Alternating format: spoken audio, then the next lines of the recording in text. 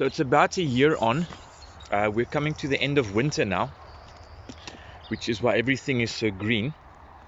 I left all of these, a lot of this is wheat. I left this to grow in place. Those are echiums. There's one, and there's one as well. And they're considered a very, very invasive plant, but the bees love them. And I decided if they can grow in this hard, rocky soil, then I'm going to leave them exactly there. So this is an experiment to see what's going to be their effect on this rock hard substrate that we have here. You guys will recall just over a year ago when I dug out these ditches that I dubbed invisible swales, because I just filled them with organic matter, that this part here was covered in asphalt, and I couldn't go through this thing with a pickaxe. And so they are hopefully they're going to help soften the soil a little bit. The citrus trees that we mulched and that I put terraces around and stone mulched are suddenly starting to flower.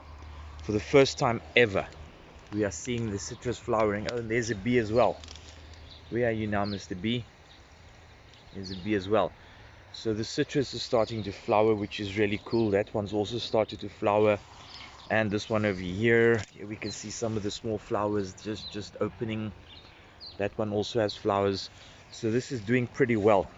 This is a lime tree. This is still a little bit too young. We'll give it another 2 years or so before this starts to flower. Now everywhere around here you will see there are rods that I put in the ground. There's one, and there's one, and back there is also, somewhere over there is also one. Okay, so these are Leuceana trees. This is a sweet thorn. This is a Leuceana.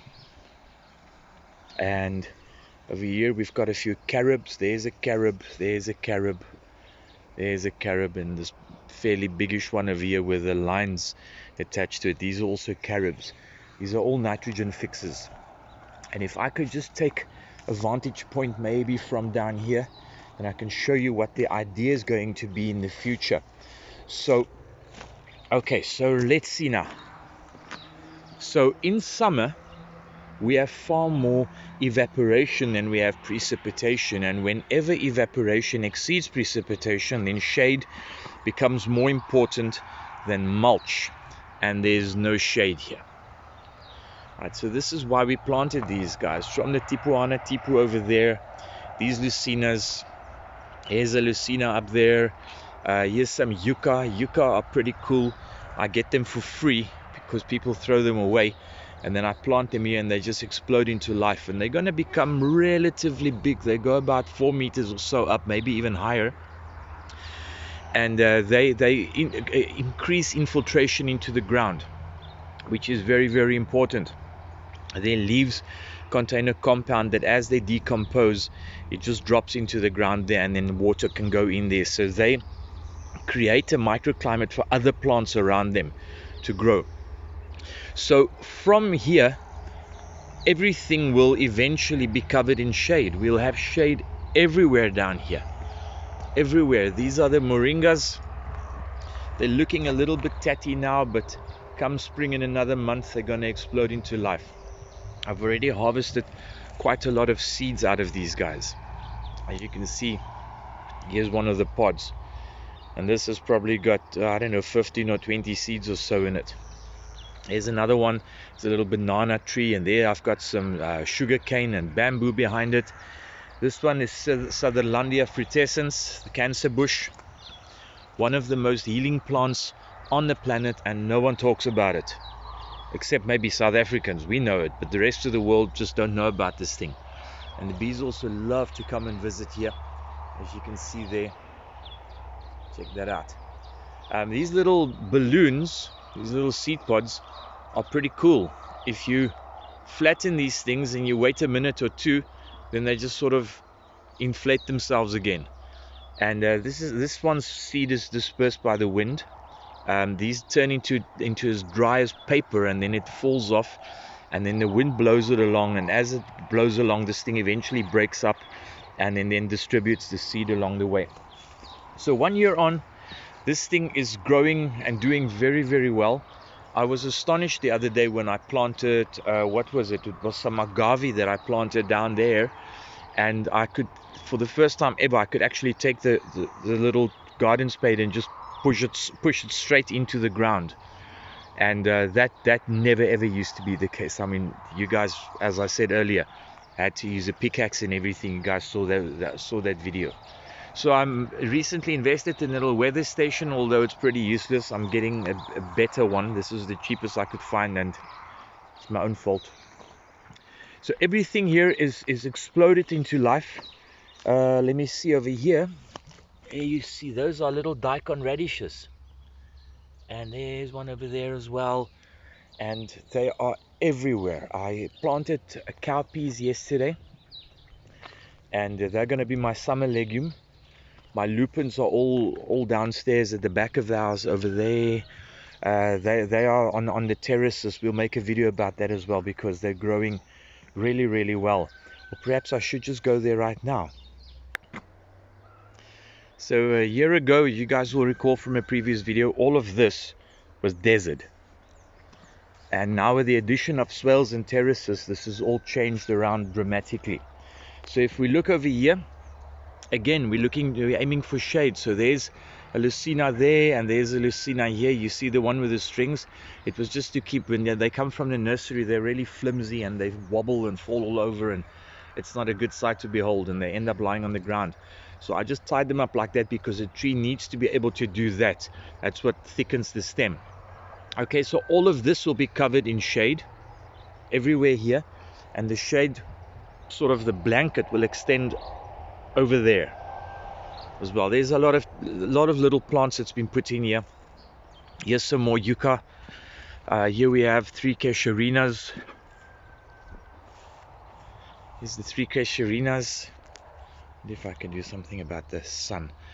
Here's the 3 casuarinas we planted. There's some yucca over there, and over there as well, and there's a couple more. There's one growing there, and here's one right here next to the tire there as well. So the terraces here, I've now gotten their layer. They were dug last year, and this is the first year that we actively planted anything in here. So they got their layer of organic material. This is wood chips, and these are pieces of palm bark that I got. Same thing over here. This terrace is now, at this point, you can see the massive growth that's happening here on the part where the topsoil landed. So now I'm busy growing soil over here, and I planted some daikon radishes here a couple of days ago, but they haven't come up yet. So that's going to be another 2 weeks or so, and then the cowpeas will also grow. I put cowpeas in here just yesterday. Okay, so this is still part of the large fruit forest.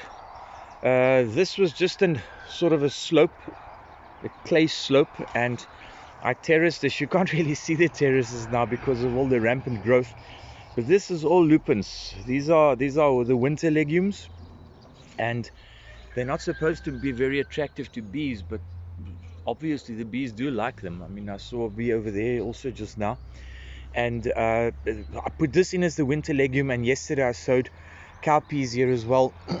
These are the daikon radishes that you see here. They are busy breaking down this tremendous clay that we have here. So we've got one terrace over here, we've got one terrace there, and then we have 2 little ones here, and then a third one that I'm still in development. You see over there that open spot.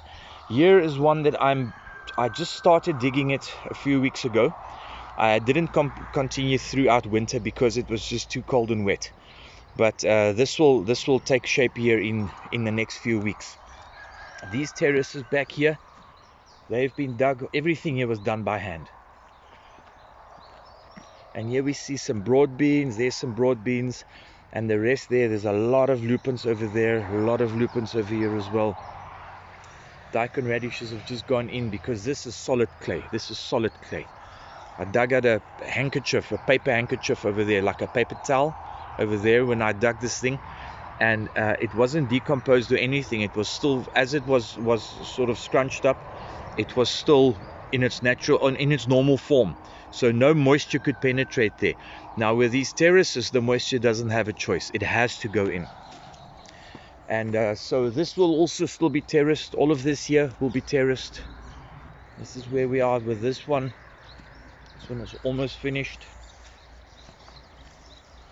And so we have plants. Here's like another Leuceana, and there's some citrus over here, and there's a bunch of plants over here. There's Leuceanas. You see every second heap there is a Leuceana also just to get the moisture, to get nitrogen into the soil and to help break up this tremendous clay. So this one will be increased. We'll expand it on this side as well, and then we still need to put in a terrace there and go all the way down to the bottom. But yeah, this is what it looks like now, 1 year on. Massive, massive, massive difference, and I'm very, very happy for that. Thanks for watching, and if you enjoyed this, remember to like and subscribe.